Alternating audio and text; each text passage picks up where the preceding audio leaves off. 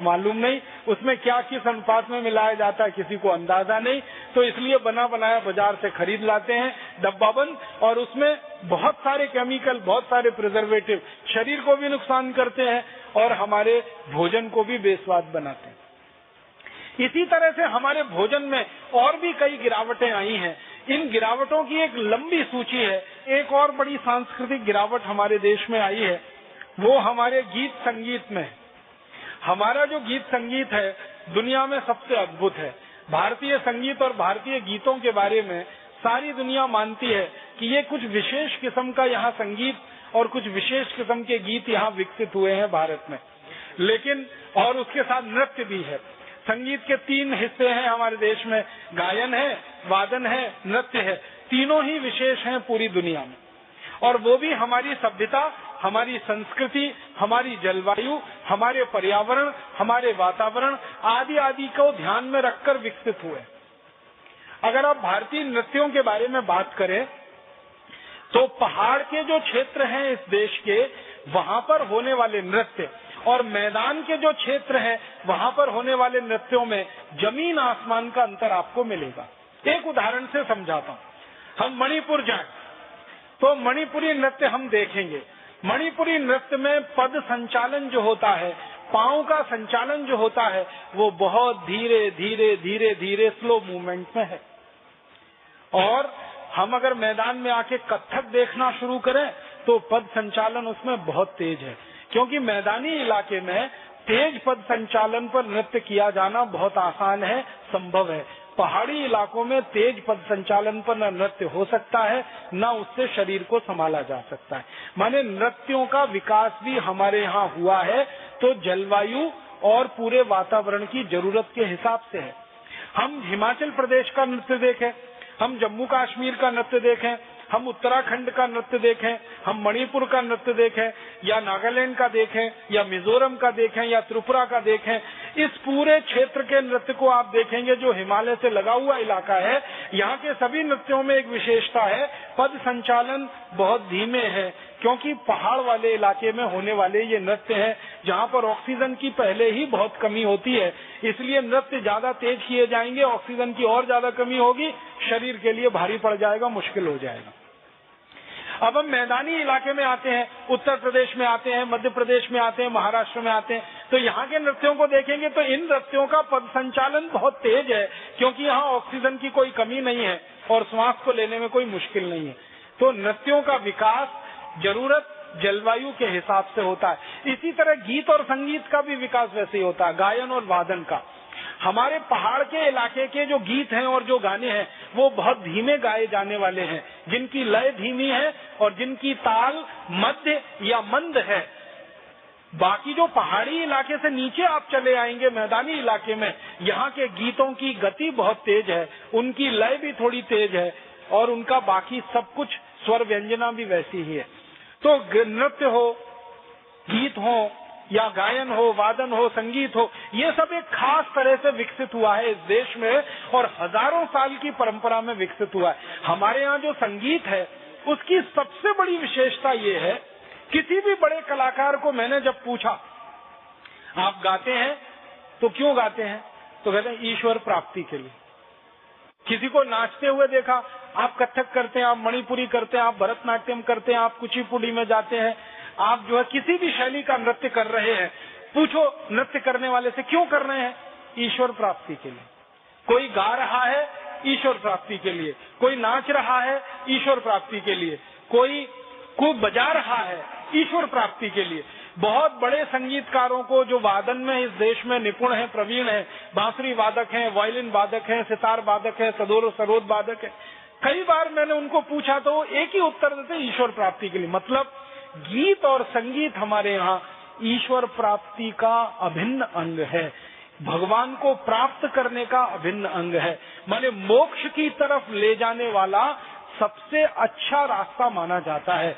ये हमारे संगीत का आधार है।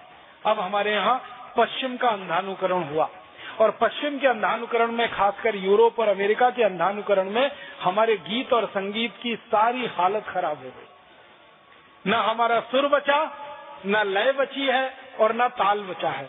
और ऐसे ऐसे गीत हमारे देश में घुस गए जिनको गाना तो छोड़ दीजिए, जिनके शब्दों का उच्चारण करने में शर्म आती है। हमारे देश में ये फिल्में बनाने वाले जो फिल्मकार हैं, भगवान इनका जितनी जल्दी भला करे उतना अच्छा है। इन्होंने ऐसा सत्यानाश किया है भारतीय गीत संगीत और नृत्य का। पश्चिमी की धुनें चुराते हैं, अमेरिका और यूरोप के गानों की धुनें चुराते हैं और हिंदी शब्द देकर उनको गड़बड़ झाला बनाकर पेश कर देते हैं और एक ऐसा शब्द उसका इस्तेमाल करते हैं, ये फ्यूजन है। माने पश्चिम के गानों की धुन और भारत के भाषा के शब्द ये जोड़ तोड़ के, अब उसमें ना भारत बचता है ना यूरोप बचता है, वो अधकचरा हो जाता है। ना हम विदेशी हो पाते हैं ना स्वदेशी रह पाते हैं, बीच के हो जाते हैं। इतने रद्दी रद्दी गाने, रैप म्यूजिक, पॉप म्यूजिक, फिर ये फ्यूजन म्यूजिक और ऐसा म्यूजिक जो ना आपके समझ में ना आए ना मेरे समझ में आए, बस कान में लगाए उसको सिर हिलाते रहते, कुछ पता ही नहीं चलता, पल्ले ही नहीं पड़ता।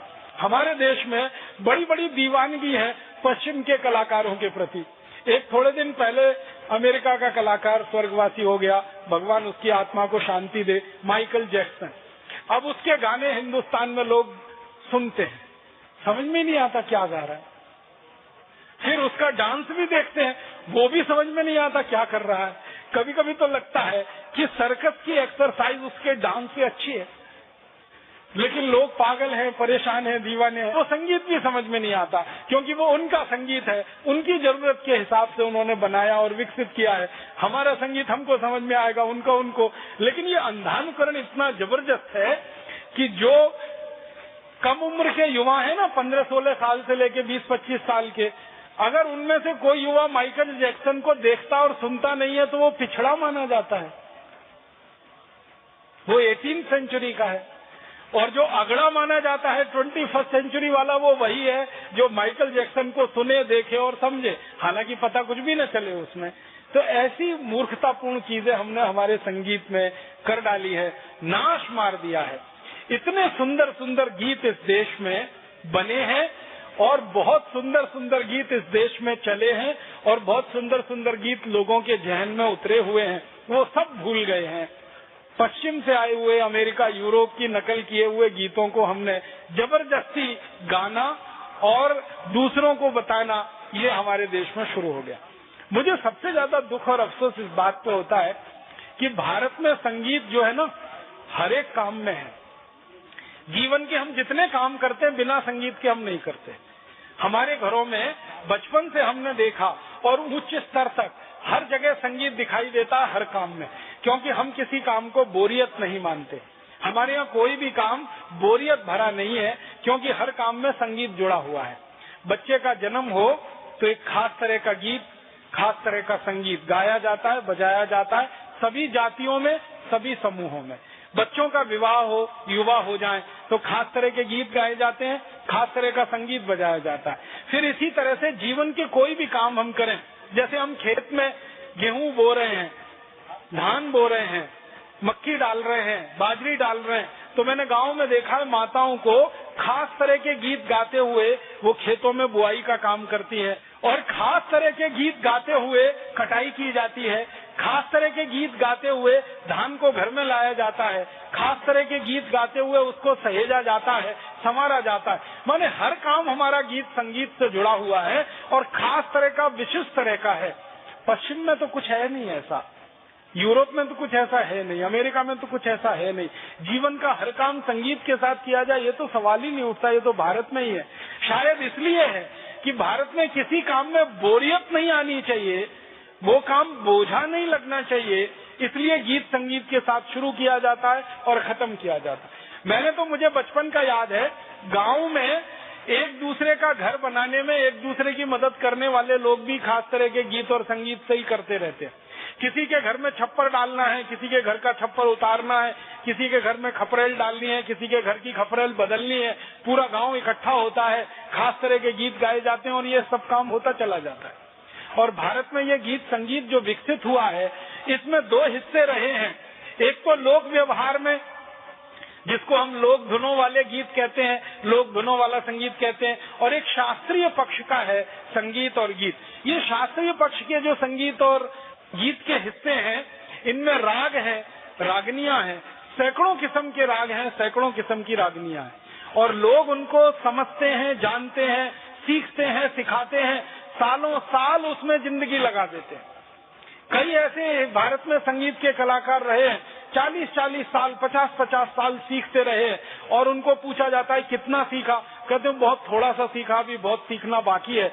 माने संगीत का इतना विशाल महासागर जिस देश में रहा हो, सैकड़ों किस्म के राग, सैकड़ों किस्म की रागनियां, सैकड़ों किस्म की ताने, सैकड़ों किस्म की धुनें, या बल्कि कहें तो हजारों किस्म की धुनें, हजारों किस्म की ताने, हर स्थानीय जाति समूह की अपनी धुन। अगर आप किसी बांसुरी वादक अपने भाई से को पहाड़ी धुन सुनाओ तो बिल्कुल अलग है वो बांसुरी पर, और मैदानी धुन सुनाओ तो वो बिल्कुल अलग है बांसुरी पर। सितार पर उनको कहो कि पहाड़ी धुन सुनाओ तो अलग है, बांसुरी पर धुन सुनाओ तो बिल्कुल अलग है। तो जब पहाड़ी धुन अलग है, मैदानी धुन अलग है, और उन धुनों के नीचे वर्गीकरण इतने ज्यादा है, इतना विशेष किस्म का संगीत और गीत जिस देश में विकसित हुआ हो, वहाँ के लोग ले दे के वो माइकल जैक्सन पर नाचे गाए, या माइकल जैक्सन जैसा बीथोवन, जॉर्ज जैसे संगीत पे नाचे गाए जो ना समझ में आता है, ना उसका ए पता है, ना जेड पता है, ना का पता है, ना खा पता है, बस हो रहा है तो कुछ हाथ पैर ऊपर नीचे कर लेना है, किसी तरह शरीर को इधर उधर हिला लेना है, वहाँ हम जाकर फंस गए हैं। ये हमारे गीत संगीत का बहुत जबरदस्त सांस्कृतिक अधःपतन। हमारे बच्चों को बचपन से शिक्षा में जो संगीत पहले शामिल होता रहा, गुरुकुलों की जो शिक्षा पद्धति इस देश में रही है, उसकी सबसे बड़ी विशेषता रही है कि गुरुकुलों में बच्चों को बचपन से पहली कक्षा में दो ही चीजें सिखाई जाती थी, गणित और संगीत। संगीत और गणित बच्चे इस देश में बचपन से सीखा करते थे, पहली कक्षा से। तो जब आप संगीत के साथ चीजें सीखेंगे तो आपको कोई चीज बोझल होने वाली नहीं है, तो जीवन में आनंद ही आनंद आपको मिले। तो भारत में हर काम करते हुए जो आनंद की अनुभूति होती रही है, उसका एक बड़ा आधार रहा है हमारा संगीत, हमारे गीत। लेकिन अब वो धीरे धीरे खत्म हो रहे हैं, और उनको खत्म होने में या खत्म कराने में फिल्मों को बनाने वालों की सबसे बड़ी भूमिका है। हमारे देश का जो लोक जीवन का संगीत है, लोक जीवन के जो गीत हैं, वो फिल्म वालों ने उनका बहुत नाश किया है। एक जमाना था जब 1960 के पहले, 1970 के पहले की फिल्में बनती थी, तो लोक जीवन के गीत और संगीत दोनों उनमें रहता था। अब 1980 के दशक के बाद की जो फिल्में बन रही हैं, वो पूरी तरह विदेशी फिल्मों की नकल है। और अभी तो इतना बुरा हाल है हमारे देश में कि विदेशी फिल्म की पूरी कहानी चुरा लेते हैं, बस हिंदी भाषांतरित करके उसकी फिल्म बना के बाजार में डाल देते हैं। इतना बुरा हाल है। इस देश के जितने भी फिल्म निर्माता निर्देशक हैं, उनमें 2, 4, 6, 10 को छोड़ दिया जाए तो बाकी सब नकल करने में लगे हुए हैं। हॉलीवुड की फिल्मों की नकल करते हैं और मुंबई में उनको रिलीज करा लेते हैं। अमेरिका की फिल्मों की नकल करते हैं, यूरोप की फिल्मों की नकल करते हैं, पूरी स्टोरी, पूरा प्लॉट वहां से चुरा लेते हैं और हिंदी में या किसी भाषा में प्रस्तुत उसको कर देते हैं। बहुत ज्यादा अधःपतन है ये हमारी संस्कृति का। और इसी तरह का एक अधःपतन हमारे यहाँ है गीत संगीत के साथ, वो हमारे साहित्य में भी है। हमारा साहित्य जो एक जमाने में सारी दुनिया में सिरमौर रहा, संस्कृत साहित्य जिसकी चर्चा यूरोप में होती रही है, कालिदास के लिखे हुए जो ग्रंथ हैं, बहुत बार उनकी चर्चा यूरोप में हुई है। हमारे देश में महर्षि वाल्मीकि या गोस्वामी तुलसीदास के रचित जो ग्रंथ हैं, वो सारी दुनिया में चर्चा के विषय रहे। साहित्य जो इस देश में सबसे ऊंचे स्थान पर रहा है कभी, वो साहित्य में भी पश्चिम की नकल, अंग्रेजों की नकल, अमेरिका की नकल अब घुस गई। हमारे आज के जो साहित्य के लेखक हैं और लेखिकाएं हैं, ये भी सब नकल में लगे हुए हैं। इस समय साहित्य की किसी भी पत्र पत्रिका को उठाकर अगर पढ़ें या कोई भी नई छपी हुई पुस्तक को देखें तो पता चला अमेरिका में कोई कहानी लिखी गई, छपी, वो भारत में नकल होके यहाँ की किसी पत्रिका में आ गई। यूरोप के किसी शहर में कोई बड़ी कहानी छपी, लिखी या उस पर चर्चा हुई, वो नकल होके भारत की पत्रिकाओं में छप गई। कविताओं में नकल हो रही है यूरोप और अमेरिका की, कहानियों में नकल हो रही है यूरोप और अमेरिका की, नाटकों में नकल हो रही है यूरोप और अमेरिका की। मुंबई में, दिल्ली में, कोलकाता में और भारत के हैदराबाद, सिकंदराबाद, बेंगलोर जैसे बड़े शहरों में नाटक होते रहते हैं और नाट्य संस्थाएं हैं। 90% से ज्यादा नाटक और नाट्य संस्थाएं विदेशों की नकल करके ही नाटक लिख रहे हैं और नाटकों का प्रस्तुतिकरण इस देश में कर रहे हैं अलग अलग जगह पर। बहुत शर्म आती है, बहुत अफसोस होता है। नाटक का जन्म जिस देश में हुआ हो, आप जानते हैं सारी दुनिया के साहित्यकार कहते हैं कि नाटक विधा का जन्म भारत से हुआ, कहानी विधा को लिखना और कहने का जन्म भारत से हुआ, कविता विधा का लिखना और कहने का जन्म भारत से हुआ। तो नाटक हो, कहानी हो, कविता हो, जिनका जन्म ही भारत से हुआ, अब उस भारत में कहानी, नाटक और कविता सारी विदेशों से आयात की जाए और उसका रूपांतरण करके अनेक अनेक भाषाओं में लिखा जाए, बहुत अफसोस की बात है, बहुत शर्म की बात है। यहाँ भी हमारी संस्कृति का बहुत ज्यादा पतन हो रहा है। और अभी तो बहुत दुख होता है इससे भी ज्यादा कि कहानी में जो मुद्दे उठाए जाते हैं, कविताओं में जो मुद्दे उठाए जाते हैं, नाटकों में जो विषय उठाए जाते हैं, वो भी सब विदेशी हैं, जो भारत से किसी का कोई लेना देना नहीं। जैसे परम पूजनीय स्वामी जी ने अभी थोड़ी देर पहले कहा समलैंगिकता, ये समलैंगिकता विदेशी मुद्दा है, यूरोप का मुद्दा है और उसके कारण है उसके पीछे। और कारण उनके यहाँ ये है, वो ये कहते हैं, यूरोप के सभी दार्शनिक इस बात को मानते हैं कि शरीर का आनंद ही चरम आनंद है। हम बिल्कुल इससे उल्टी बात मानते हैं। हम मानते हैं ईश्वर प्राप्ति का आनंद ही चरम आनंद है। भारत में चरम आनंद की स्थिति ईश्वर प्राप्ति में है, यूरोप में चरम आनंद की स्थिति शरीर के सुख में। तो यूरोप में जो भी किया जाता है वो शरीर के सुख के लिए किया जाता है और भारत में जो भी किया जाता है वो मोक्ष प्राप्ति और ईश्वर प्राप्ति के लिए किया जाता है। तो हम संगीत में जाएं, हम गीत में जाएं, हम नृत्य में जाएं, कहानी में जाएं, कविता में जाएं, नाटक में जाएं, हम चित्रकारी में जाएं, कलाकारी में जाएं, कहीं भी जाएंगे, हमारा लक्ष्य है ईश्वर की प्राप्ति, मोक्ष की प्राप्ति और इच्छाओं से मुक्ति। यूरोप वाले और अमेरिका वाले चाहते हैं शरीर का सुख, शरीर का सुख, शरीर का सुख। तो उनको शरीर का सुख एक तरीके से लेना, थोड़ी देर के बाद उसमें ऊब हो जाती है तो दूसरे तरीके से लेना, फिर उसमें ऊब हो जाती है तो तीसरे तरीके से लेना, फिर उसमें ऊब आ जाती है तो चौथे तरीके से लेना। तो क्योंकि शरीर का सुख ही सब कुछ है और वही जीवन का अंतिम लक्ष्य है, क्योंकि वो मानते हैं कि ये शरीर एक बार ही मिला है, आगे मिलेगा कि नहीं मिलेगा पता ही नहीं। न वो पुनर्जन्म को मानते हैं, न पूर्व जन्म को मानते हैं। यूरोप की सभ्यता और भारतीय सभ्यता में जो जमीन आसमान का एक अंतर है वो ये कि हम पूर्व जन्म को भी मानते हैं, पुनर्जन्म को भी मानते हैं। यूरोप वाले ना पुनर्जन्म को मानते हैं ना पूर्व जन्म को मानते हैं। वो कहते हैं जन्म एक ही है, अब इस जन्म में ये शरीर मिल गया, इसमें जितना सुख लेना है ले लो, जितना भोग करना है भोग लो। तो सुख में डूबना है, भोगों में डूबना है, उसके लिए समलैंगिकता में जाना पड़े तो वहाँ चले जाओ और किसी काम में जाना पड़े तो वहाँ चले जाओ। वो सब कुछ सुख प्राप्ति है शरीर के माध्यम से, इसलिए उनके यहाँ समलैंगिकता एक बहुत बड़ा प्रश्न है।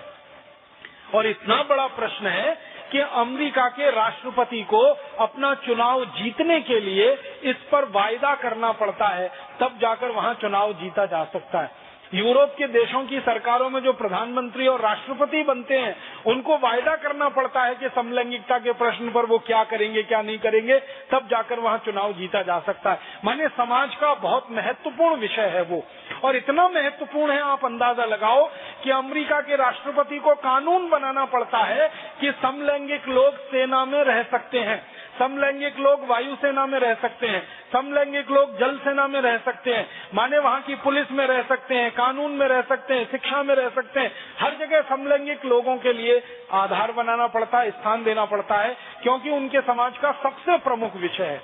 भारत के समाज के लिए ये कोई विषय ही नहीं है, हमारे समाज के लिए इसका कोई महत्व ही नहीं है, क्योंकि हमने शरीर के सुख को जीवन का अंतिम सुख माना ही नहीं है कभी। हमारे यहाँ तो ईश्वर की प्राप्ति ही अंतिम सुख है और उसी में चरम आनंद है, और उसी लिए सच्चिदानंद की कल्पना इस देश में की गई है। तो हमारी तो प्रश्न अलग है, मान्यताएं अलग है और उसके हिसाब से व्यवस्थाएं अलग है। इसलिए भारत में समलैंगिकता कोई विषय नहीं है, लेकिन पश्चिम के मीडिया ने भारत में समलैंगिकता का विषय बनना चाहिए और इस पर बहस होनी चाहिए और समाज में बंटवारा होना चाहिए, आधे लोग इधर आधे लोग उधर, उसकी पूरी ताकत लगाकर कोशिश की है। और उसी कोशिश का दुष्परिणाम है हमारे हाई कोर्ट के द्वारा, दिल्ली हाई कोर्ट के द्वारा दिया गया निर्णय और सुप्रीम कोर्ट में दाखिल की गई एक याचिका, ये उसी का अंतिम हिस्सा है। इसके पीछे पूरा पश्चिम का जगत लगा हुआ है, मीडिया लगा हुआ है। क्यों? वो जानते हैं कि भारत में अगर ये विषय चल पड़ा और भारत के लोगों के द्वारा ये विषय अगर स्वीकृत हो गया तो कितना बड़ा बाजार उनको यहाँ मिल जाएगा, जो समलैंगिक लोगों की वस्तुओं की बिक्री के लिए यूरोप और अमेरिका में भी उपलब्ध नहीं। उनको यहाँ का बाजार दिखाई देता है, इसलिए उनको भारत के विषय बदलवाने हैं। तो अब इस विषय को बदलवाने की कोशिश एक तो मीडिया के द्वारा हो रही है, इलेक्ट्रॉनिक मीडिया के द्वारा, और दूसरा फिर प्रिंट मीडिया के द्वारा भी शुरू हो गई है। हमारे यहाँ कविताएं, कहानियां, नाटक छापने वाली पत्रिकाएं खूब इस विषय को आजकल उठा रही हैं और इस विषय में कहानियां लिखवाई जा रही हैं, इस विषय में कविताएं लिखवाई जा रही हैं, नाटक किए जा रहे हैं, नाटक लिखवाए जा रहे हैं, नाटक दिखाए जा रहे हैं। कारण एक ही है, वो भारत के मूल विषयों से ध्यान हटाकर कुछ ऐसे विषयों में ध्यान लगाना चाहते हैं जो अंत में हमको सांस्कृतिक अधःपतन की तरफ ही ले जाते हैं। बहुत दुख होता है, बहुत अफसोस होता है कि पश्चिम की नकल करके हमने हमारे सांस्कृतिक मूल्यों को एकदम ताक पर उठाकर रख दिया है और फालतू चीजों की बहस में हम पड़ गए। इसी तरह का और मुझे एक सांस्कृतिक अधःपतन इस देश में नजर आता है, वो ये कि भारत देश में एक सूत्र वाक्य रहा है और हजारों साल इस वाक्य की भारत के लोगों ने मान्यता रखी है और अपने आचरण में उसको ढाला है। यत्र नार्यस्तु पूज्यन्ते रमन्ते तत्र देवता। जहाँ नारी की पूजा होती है, स्त्री की पूजा होती है, वहीं देवताओं का निवास होता है। मूल रूप से ये भावना है, माने नारियों का स्थान इस देश में हमेशा नर से ऊंचा ही रहा है।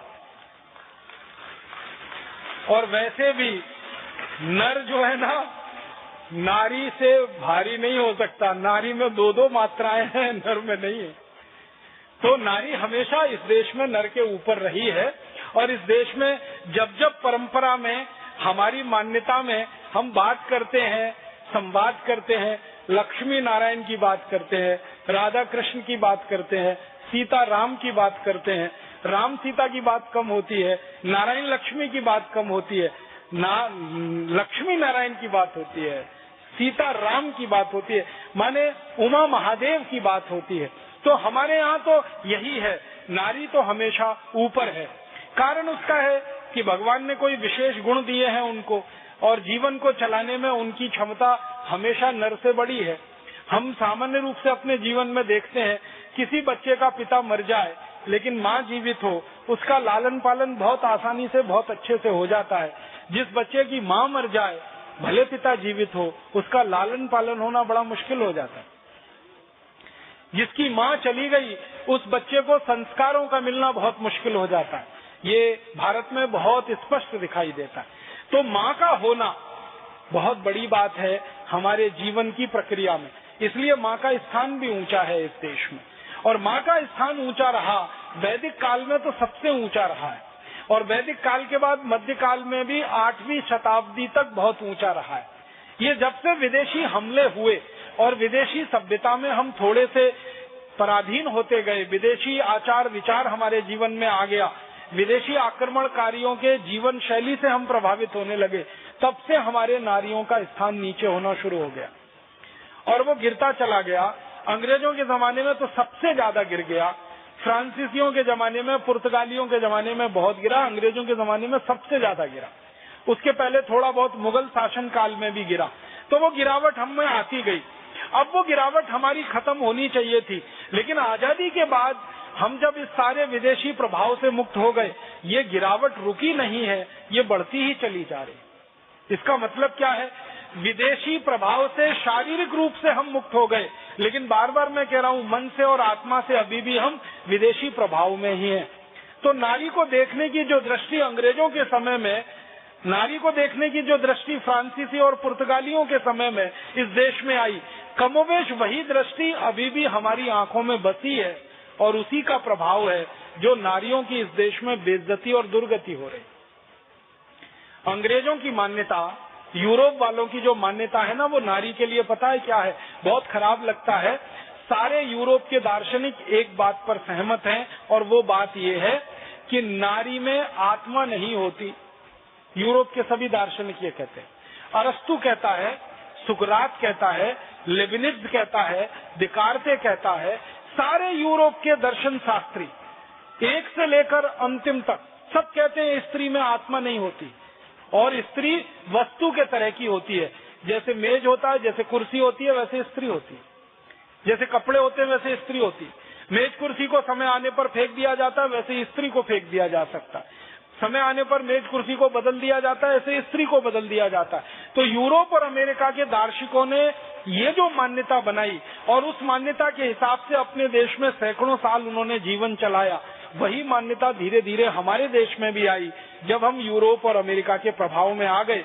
और समाज के एक वर्ग में, भारत में विशेष रूप से, जो अंग्रेजी से प्रभावित है, अंग्रेजियत से प्रभावित है, उसमें भी ये चेतना बैठ गई है कि स्त्री वस्तु है, मेज कुर्सी की तरह से, पैंट कमीज की तरह से, जब चाहो इसको बदल दो, जब चाहो इसको उठाकर फेंक दो, जब चाहो इसका उपयोग करो, जब चाहे इसका उपभोग करो और जरूरत पड़ने पर उसके हिसाब से, अपने हिसाब से कुछ करो। उसका ही दुष्परिणाम है कि हमने स्त्रियों की हत्या करना शुरू कर दिया। दहेज के लिए हमने स्त्रियों की हत्या करना शुरू कर दिया, छेड़खानी के लिए हमने स्त्रियों की हत्या करना शुरू कर दिया, उनके गर्भ में ही मर जाने के लिए। माने इतनी खराब स्थिति हमारे देश में आ गई है कि बेटियों को गर्भ में ही मार दिया जाए क्योंकि दहेज देना पड़ेगा। गर्भ में से जन्म लेकर अगर आ जाए तो छेड़खानी में मार दिया जाए क्योंकि वो हमारी नहीं सुनती हैं। दहेज की हत्या कर दी जाए क्योंकि वो अपने साथ वस्तुएं लेके नहीं आई हैं। ऐसा माहौल पूरे देश में बन गया है और सरकार के आंकड़े बताते हैं कि बहुत दर्दनाक है। हर घंटे में 2 माताएं या 2 बहनें हमारी दहेज के लिए मार डाली जाती हैं। हर घंटे में 3 से ज्यादा माताओं बहनों के साथ बलात्कार हो जाते हैं। हर घंटे में 4 से 5 बहनों, माताओं, बेटियों के साथ छेड़खानी की घटनाएं हो जाती हैं इस देश में और ये बढ़ता ही जा रहा है। बहुत खराब है। 1 करोड़ से ज्यादा कन्याओं की भ्रूण हत्या कर दी जाती है इस देश में। ये सबसे ज्यादा शर्मनाक है उस देश में जहाँ यत्र नार्यस्तु पूज्यन्ते रमन्ते तत्र देवता वाली संस्कृति रही है। अब वो हम इतनी नीचे, इतनी गिरावट में आ चुके हैं। तो हम इस विदेशी प्रभाव में इतने जकड़ गए हैं कि जिस विदेश में स्त्रियों की इज्जत, सम्मान कभी रहा नहीं, वैसी ही बेइज्जती और असम्मान हमने अपने जीवन में करना शुरू कर दिया। आपको सुनकर बहुत हैरानी होगी, ताज्जुब होगा। पहली बार मुझे भी बहुत हैरानी हुई थी। 1950 तक यूरोप के किसी भी देश में किसी भी माँ को, बहन को, बेटी को वोट डालने का अधिकार नहीं था 1950 तक, क्योंकि वो मानते ही नहीं कि स्त्रियों में कोई आत्मा होती है। और सैकड़ों नहीं, हजारों वर्षों तक यूरोप की अदालतों में 2 या कभी कभी 3 माताओं की गवाही या 3 बहनों की गवाही एक पुरुष की गवाही के बराबर माना जाता है। माने 3 स्त्रियां एक पुरुष के बराबर। ये सैकड़ों साल, हजारों साल यूरोप की अदालतों में होता रहा। रोमन साम्राज्य जिसकी चर्चा सारी दुनिया में की जाती है, इस रोमन साम्राज्य में ये नियम था कि 3 स्त्रियां जो बात कहे वो बराबर है एक पुरुष की कही गई बात के। इतनी खराब स्थिति महिलाओं की रही है और उस खराब स्थिति से यूरोप को बाहर आने में सैकड़ों, हजारों साल लगे हैं और उसके लिए वहां पर बहुत आंदोलन चले और उन आंदोलनों का नेतृत्व बहुत सारी तेजस्वी महिलाओं ने यूरोप में किया और काफी आंदोलन चलाने के बाद आज स्थिति वहां बदली है। फिर भी अभी पूरी नहीं बदली। आपको सुनकर हैरानी होगी, अमेरिका, कनाडा, यूरोप खंड के ऐसे कई देश हैं जहां माताओं को, बहनों को, बेटियों को पुरुषों से कम वेतन मिलता है एक ही पद के लिए।